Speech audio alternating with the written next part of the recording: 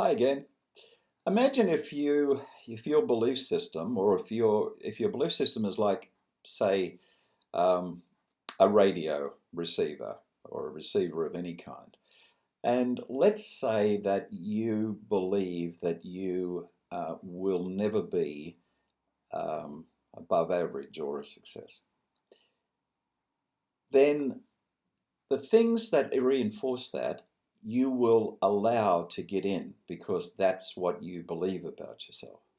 If, however, somebody starts to congratulate you and tells you how wonderful you are at something, you'll find often that we will not let that in. In fact, we don't even hear it because we don't have a receiver for us being different to our self image, the little picture we hold of ourselves. Now, I like to say that the little picture we hold of ourselves is similar to the picture on the back wall of my granddaughter Lucy when she was about 6. Your picture will be different, of course. And as we said in one of our earlier episodes on self-image, the little picture we carry of ourselves has been not put there by us, but by others. We have been told who we are so often between the age of 1 and 10. If you go up to a small child between the age of 1 and 10, take my granddaughter, for example, when she was 6, 7, possibly even now, when she's 8, you will find that if they're playing, if it's a little girl or a little boy these days, is playing with a doll, then if you approach them in the right manner and ask them the right questions, they will tell you that it's not really a doll. They won't say that, but they will treat it like a baby. So what is your baby's name? My baby's name is Mary. How old is your baby? And Evie, my little granddaughter, and I do this all the time. We have an imaginary friend. And in her imagination, we talk to and about our imaginary friend.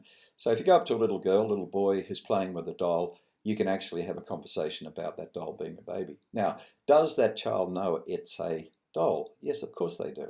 But we live in our imagination as a child. And you may have heard of left hemisphere, right hemisphere. We live in our right hemisphere of our brain, and we won't get too complicated about that.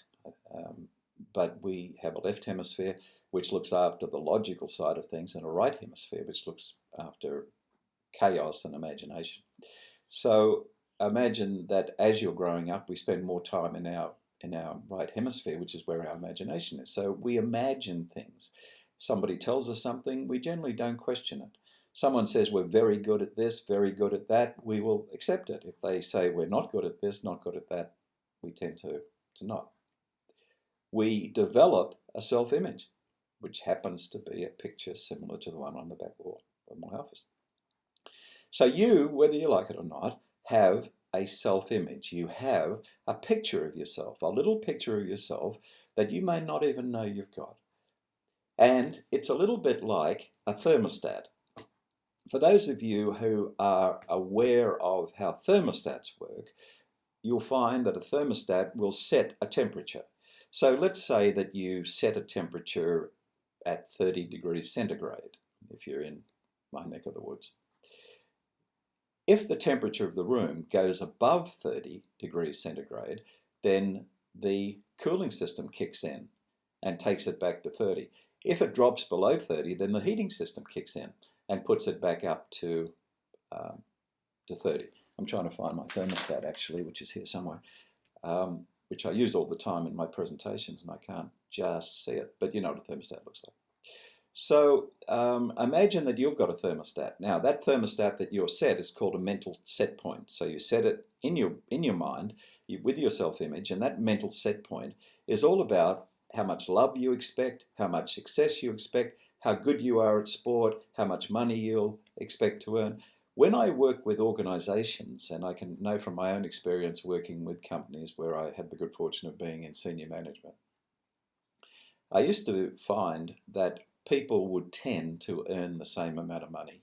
No matter what territory you gave them, if we're talking sales, you put them in a good territory, they'll earn 100,000.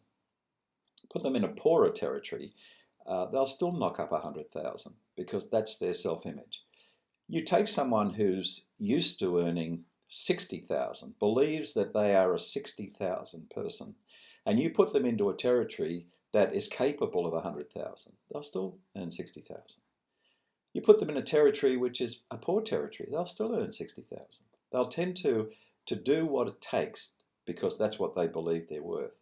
That's why, and I won't get too deep into this one because it's a tricky one, but this is why people tend to marry people, even in some abuse situations.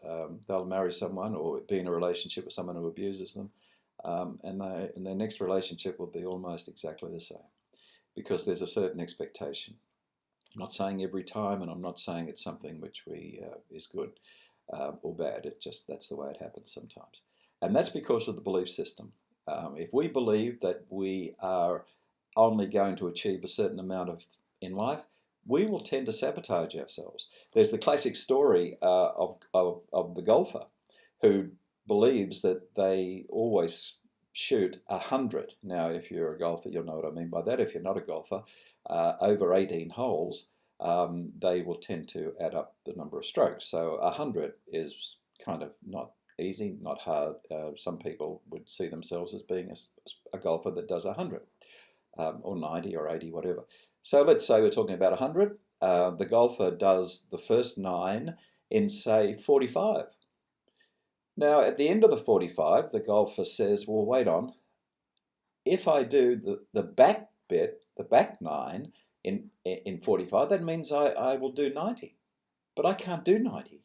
I've never broken 100. And remarkably, and I know this seems silly, but think about it, they will do 55 on the back 9 because they do 100. Now, how will they do 55 and why would they do 55? Self-sabotage. Because they do not seriously believe they are capable of 90 when they've never shot past 100, better than 100, the ball will go in strange places. They will lose the ball. They'll miss easy putts.